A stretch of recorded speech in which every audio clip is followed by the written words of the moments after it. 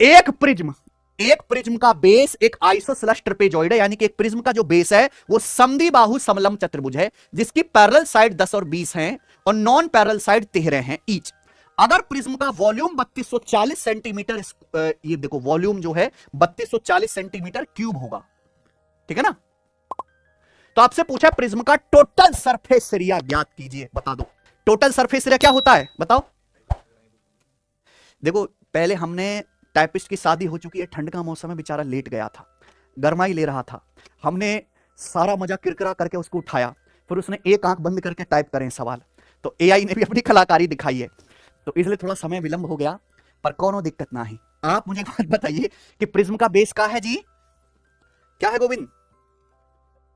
Prism का base जो है वो एक ट्रेपेजियम है, और ट्रेपेजियम कौन सा, जिसकी दो भुजाएं क्या हैं, बराबर हैं, आइसोसेलेस ट्रेपेजियम बोलते हैं। इसकी पैरेलल साइड कितनी है, 10 और 20। इसकी नॉन पैरेलल साइड कितनी है, 13।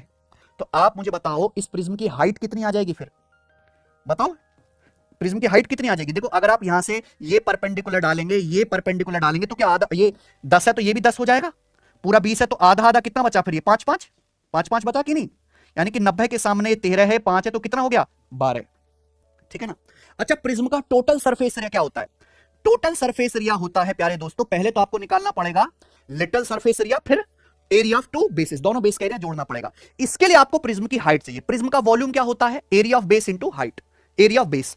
आप बताओ इस ट्रेपेजियम का एरिया कितना आ जाएगा, ट्रेपेजियम का एरिया, तो ट्रेपेजियम का एरिया होता है 1/2, पैरेलल साइड का सम कितना है 30, और उनके बीच की दूरी कितनी है 12, यानी कि प्रिज्म का, इसका ट्रेपेजियम का एरिया कितना है 180, नहीं 120, नहीं 180 आ गया ना, 180, ठीक है बच्चों, कोई दिक्कत।